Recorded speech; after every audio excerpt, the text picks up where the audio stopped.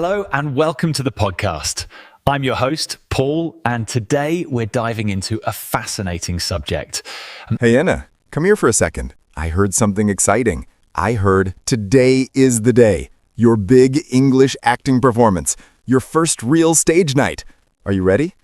You look, well, let's say you look like someone who hasn't slept for 3 days straight. Paul. Oh, Paul, I'm not ready. I am not okay. My hands are sweating so much they could water a plant. My heart is punching my ribs. What if I forget my lines? What if I freeze? What if I fall off the stage? What if my brain just leaves my body and says, "Bye, Ena. Good luck out there." Whoa, breathe. It's okay. Listen to me. You have practiced all week. You've rehearsed every line, every emotion, every little dramatic eyebrow movement. You're going to be great. You just need to relax, go out there, and break a leg. What? Break a leg? Paul, are you out of your mind? Why would you say that? This is the worst pep talk ever. What's wrong? Yeah, break a leg. Paul, I need my legs. I need them to walk. I need them to stand on stage. Why would you wish for me to fall and break something? Do you hate me? Do you secretly want me in the hospital instead of on the stage? Are you that kind of friend? No. Ena, stop. I don't want to hurt you. I promise I am not plotting your medical destruction. Then why did you demand bone fractures? Do you carry a hammer in your bag? Are you planning something? It's an idiom. It's just an expression. In American English, when someone is about to perform, on stage, in a play, in a show, we tell them, break a leg. It doesn't mean we want you injured. It simply means good luck. It's actually the nicest thing a performer can hear before going on stage. Oh, thank goodness. I thought this friendship took a dark turn. Okay. Break a leg means good luck. Got it. No hospital, no hammer. Exactly. Now that we've solved that mystery, do you want to grab lunch before the show? Yes! Oh my God, yes. I am starving. I could eat a sofa right now. Let's go to that new burger place near the theater. But we have to hurry. Usually the line is long, but right now getting a table should be a piece of cake. Wait, cake? We are eating cake? I thought we were eating burgers. Are we doing dessert first? Oh, I love this plan. No. A piece of cake doesn't mean actual cake. It means something is very easy to do. Getting a table now will be easy. No cake, sadly. Oh man, I really wanted chocolate cake. English is so confusing. It keeps tricking me. 1 second I think I'm eating cake. The next second I'm not. This language makes me hungry and scared simultaneously. Okay, one last thing. Before the show, make sure you hit the books to review your script. Hiya! Take that and one more. Yeah! Ena, what are you doing?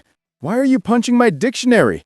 Oh my God, that's my Oxford Advanced Learners Dictionary. That thing cost money. Stop attacking it. I am fighting them. I am winning, Paul. Ena, please stop punching the library. Hit the books means to study hard. No violence, no fighting, no martial arts, no book injuries. Oh, whoops. Sorry, book. Sorry, Oxford. I didn't mean to harm you. Okay, Paul. I promise to study gently without violence. Good. I think the dictionary forgives you. It better. I kissed it after punching it. That should help. All right, now that you've learned 3 idioms the dramatic way, are you feeling better? Feeling ready? Maybe a little, maybe like 4% better. My stomach still feels like there's a tiny circus inside of it. Nerves are okay. Nervous means you care. Nervous means you want to do well. Every performer feels like that. But now you know something powerful. Idioms are part of natural English. They add color. They add humor. They make conversations fun. And understanding them helps you feel more confident when people speak quickly or casually. Do actors use idioms on stage? Sometimes. But mostly idioms appear backstage, in rehearsal rooms, in dressing rooms. Actors say stuff like, break a leg, knock 'em dead, you'll crush it, steal the show, you're on fire tonight. And none of them involve actual death, crushing, stealing, or fire. English is dramatic, but it's also playful. Well, dramatic is my brand, so I guess English and I are a pretty good match. See? You're getting it. I just wish English would stop scaring me every 5 minutes. The English language wakes up every morning and chooses chaos. It really does. First you tell me to break bones, then you promise cake, then you tell me to fight books. This language is dangerous. Consider it your cardio. So basically, learning English is the same as going to the gym. Pretty much. Except the grammar hurts more than leg day. True, grammar punched me last week. But look at you. You're learning, you're understanding, you're improving, and you're doing it with humor. That's powerful.